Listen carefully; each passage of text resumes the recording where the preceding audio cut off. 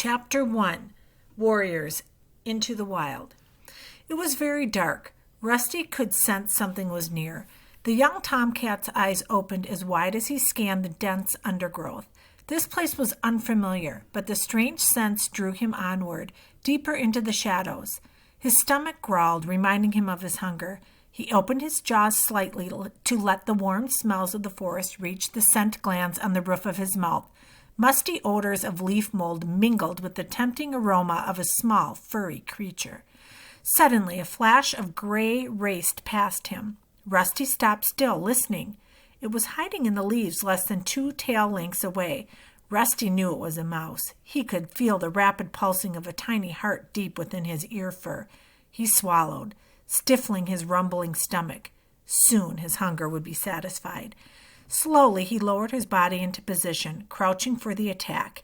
He was downwind of the mouse. He knew it was not aware of him. With one final check on his prey's position, Rusty pushed back hard on his haunches and sprang, kicking up leaves on the forest floor as he rose.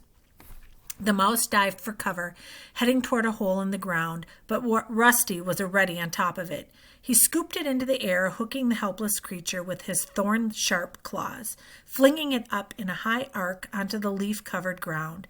The mouse landed dazed, but alive. It tried to run, but Rusty snatched it up again. He tossed the mouse once more, this time a little farther away. The mouse managed to scramble a few paces before Rusty caught up with it. Suddenly a noise roared nearby. Rusty looked around, and as he did so, the mouse was able to pull away from his claws. When Rusty turned back, he saw it dart into the darkness among the tangled roots of a tree. Angry, Rusty gave up the hunt. He spun around, his green eyes glaring, intent on searching out the noise that had cost him his kill. The sound rattled on, becoming more familiar. Rusty blinked open his eyes. The forest had disappeared. He was inside a hot and airless kitchen, curled in his bed. Moonlight filtered through the window, casting shadows on the smooth, hard floor. The noise had been the rattle of hard, dried pellets of food as they were tipped into his dish. Rusty had been dreaming. Lifting his head, he rested his chin on the side of his bed. His collar rubbed uncomfortably around his neck. In his dream, he had felt fresh air ruffling the soft fur where the collar usually pinched. Rusty rolled onto his back, savoring the dream for a few more moments. He could still smell mouse. It was the 3rd time since full moon that he'd had the dream, and every time the mouse had escaped his grasp. He licked his lips. From his bed, he could smell the bland odor of his food. His owners always refilled his dish before they went to bed. The dusty smell chased away the warm sense of his dream, but the hunger rumbled on in his stomach. So Rusty stretched the sleep out of his limbs and padded across the kitchen floor to his dinner. The food felt dry and tasteless on his tongue. Rusty reluctantly swallowed one more mouthful. Then he turned away from the food dish and pushed his way out through the cat flap, hoping that the smell of the garden would bring back the feelings from his dream. Outside, the moon was bright. It was raining lightly. Rusty stalked down the tidy garden, following the starlit gravel path, feeling the stones cold and sharp beneath his paws. He made his dirt beneath a large bush with glossy green leaves and heavy purple flowers. Their sticky sweet scent coiled the deep air around him, and he curled his lip to drive the smell out of his nostrils. Afterward, Rusty settled down on top of one of the posts in the fence that marked the limits of his garden. It was a favorite spot of his, as he could see right into the neighboring gardens, as well as into the dense green forest on the other side of the garden fence. The rain had stopped. Behind him, the close-cropped lawn was bathed in moonlight, but beyond his fence, the woods were full of shadows. Rusty stretched his head forward to take a sniff of the damp air. His skin was warm and dry under his thick coat, but he could feel the weight of the raindrops that sparkled on his gingered fur. He heard his owners giving him one last call from the back door. If he went to them now, they would greet him with gentle words and caresses and welcome him into their bed, where he would curl, purring warm, in the crock of a bent knee. But this time Rusty ignored the owners' voices and turned his gaze back to the forest. The crisp smell of the woods had grown fresher after the rain. Suddenly the fur in his spine prickled. Was something moving out there? Was something watching him? Rusty stared ahead, but it was impossible to see or smell anything in the dark, tree-scented air. He lifted his chin boldly, stood up, and stretched, one paw gripping each corner of the fence post as he straightened his legs and arched his back. He closed his eyes and breathed in the smell of the woods once more. It seemed to promise him something, tempting him onward into the whispering shadows. Tensing his muscles, he crouched for a moment. Then he leaped lightly down into the rough grass on the other side of the garden fence. As he landed, the bell on his collar rang out through the still night air. "Where are you off to, Rusty?" meowed a familiar voice behind him. Rusty looked up. A young black and white cat was balancing ungracefully on the fence. "Hello, Smudge," Rusty replied. "You're not going into the woods, are you?" Smudge's amber eyes were huge. Just for a look," Rusty promised, shifting uncomfortably. "You wouldn't get me in there. It's dangerous." Smudge wrinkled his black nose with distaste. "Henry said he went into the woods once." The cat lifted his head and gestured with his nose over the rows of fences towards the garden where Henry lived. "That fat old tabby never went into the woods," Rusty scoffed. "He's hardly been beyond his own garden since his trip to the vet, and all he wants to do is eat and sleep." "No, really, he caught a robin there," Smudge insisted. "Well, if he did, then it was before the vet. Now he complains about birds because they disturb his dozing." "Well, anyway," Smudge went on, ignoring the scorn in Rusty's mew, "Henry told me there are all sorts of dangerous animals out there. Huge wildcats who eat live rabbits for breakfast and sharpen their claws on old bones." "I'm only going for a look around," Rusty meowed. "I won't stay long." "Well, don't say I didn't warn you," purred Smudge. The black and white cat turned and plunged off the fence and back down into his own garden. Rusty sat down in the coarse grass beyond the garden fence. He gave his shoulder a nervous lick and wondered how much of Smudge's gossip was true. Suddenly, the movement of a tiny creature caught his eye. He watched it scuttle under the brambles. Instinct made him drop into a low crouch. With one slow paw after another, he drew his body forward through the undergrowth.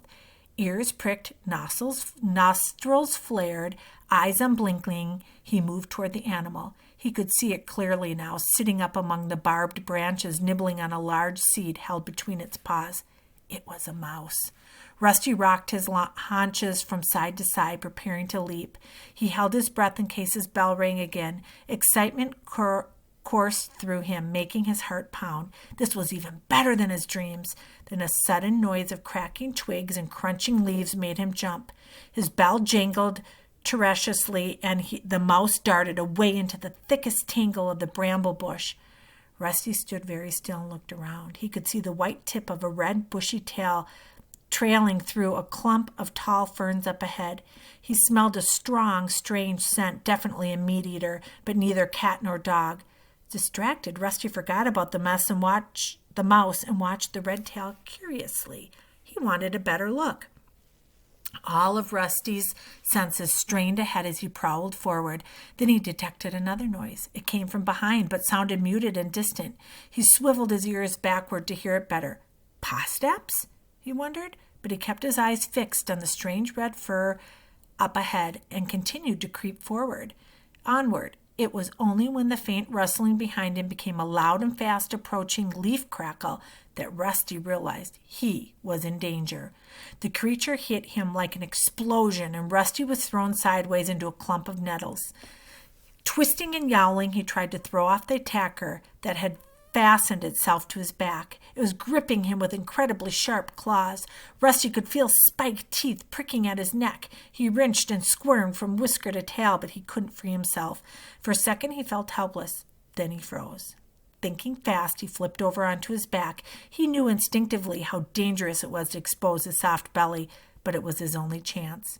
He was lucky. The ploy seemed to work. He heard a huff beneath him as the breath was knocked out of his attacker. Threshing fearlessly, Rusty managed to wiggle free. Without looking back, he sprinted towards home.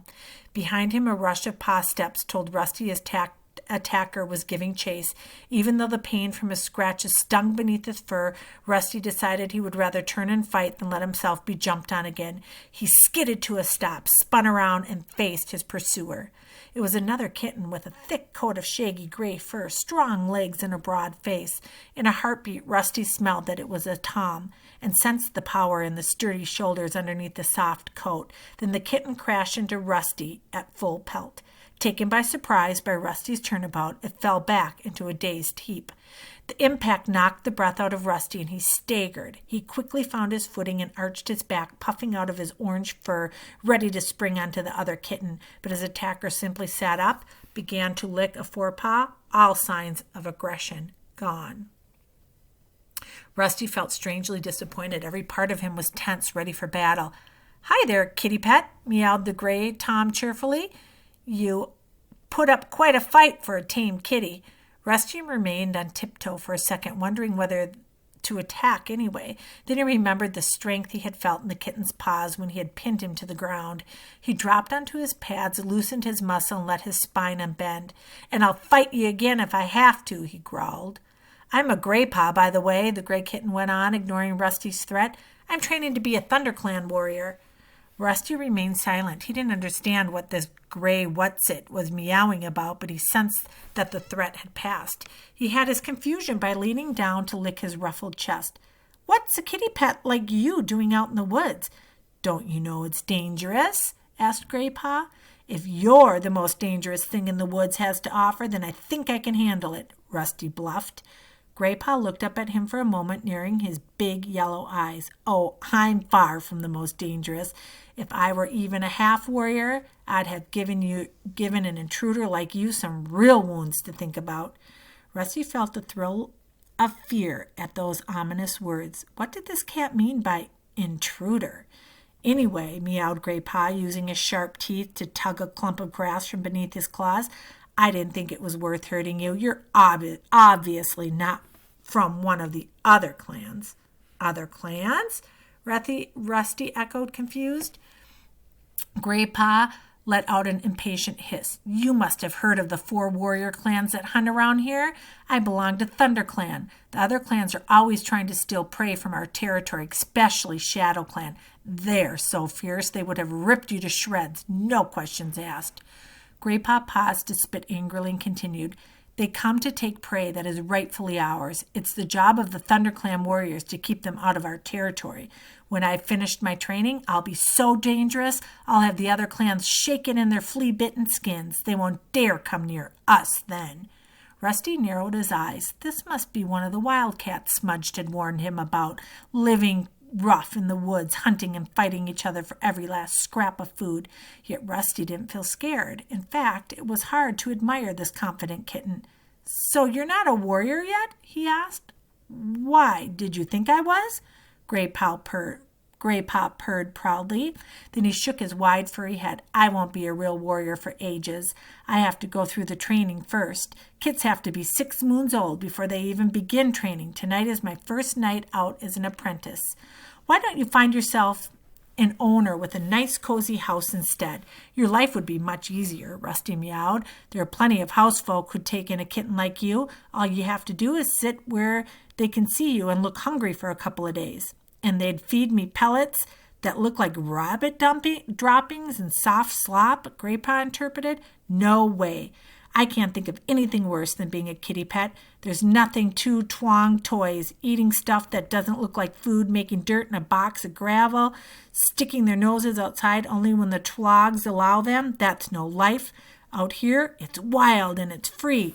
We come and go as we please," he finished. Speech with a proud spit, the meowed and mischievously. "Until you've tasted a fresh killed mouse, you haven't lived. Have you ever tasted a mouse?" "No," Rusty admitted, a little defensively. "Not yet." "I guess you'll never understand," Gray Paw sighed. "You weren't born wild. It makes a big difference. You need to be born with warrior blood in your veins or feel in the wind in your whiskers. Kitties born into the tlog nest can never feel the same way." Rusty remembered the way he had felt in his dream. "That's not true," he meowed indignantly.